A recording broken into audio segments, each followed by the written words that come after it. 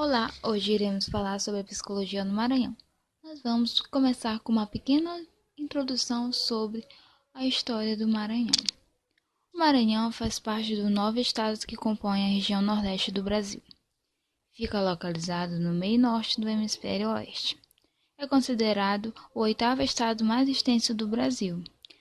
No período pré-colonial brasileiro, foi marcado pela falta de um plano de ocupação das terras por parte do governo, que tinha um grande interesse no lucrativo do comércio e de especiarias com o Oriente.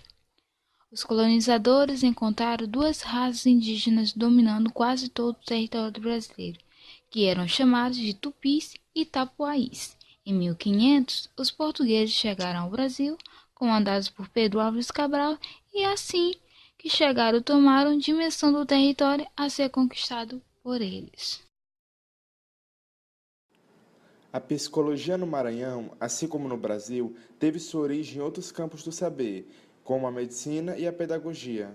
Na medicina, os primeiros psicólogos faziam acompanhamentos psicoterápicos nos pacientes em institutos mais conhecidos do nosso território, dentre eles o Hospital Nina Rodrigues, fundado em 1941.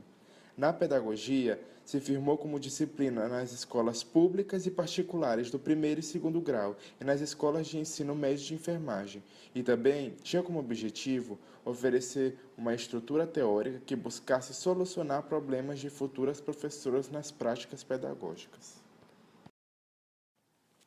O grande percussor dessa ciência no estado maranhense foi um padre que se chamava João Miguel Moana, que tratava de assuntos cotidianos relacionados à intimidade humana, incerteza e dúvida. Ele ensinava que as adversidades, neuroses e dores eram momentâneos e que o homem preferia os costumes passageiros, mergulhando em uma extrema angústia e depressão. Na década de 70, houveram grandes acontecimentos importantes para o surgimento da psicologia no Maranhão, como a elaboração do primeiro projeto de criação de um curso de psicologia na Universidade Federal do Maranhão, e também pelos acontecimentos desastrosos em nosso país, entre eles o regime militar.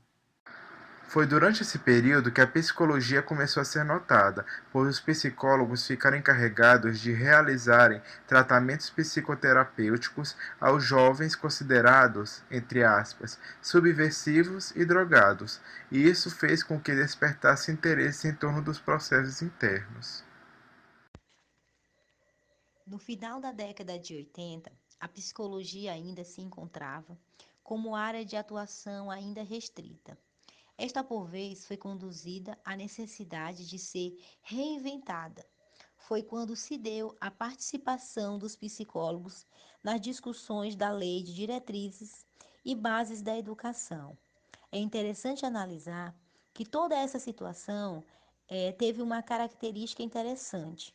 Momento este que se foram aplicados incontáveis termos para se referir à psicologia e o trabalho do psicólogo, não somente na quantidade, como também na diversificação, principalmente ao que estava relacionado ao ajustamento ou adequação a algumas concepções sociais e históricas.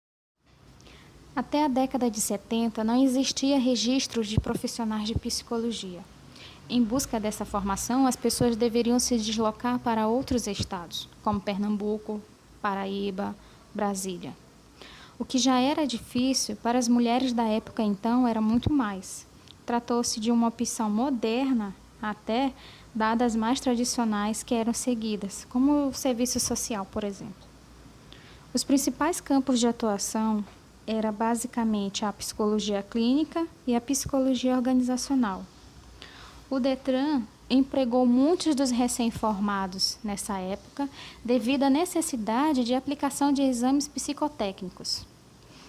O mercado era super fechado e mal estruturado, mas instituições como a UFMA, a PAI e a FEBEM serviram de fonte para o exercício da profissão. Já nos anos 80, empresas como Alumar, Vale, Nocergel, Correios, Caema foram campos para ampliação da nossa área.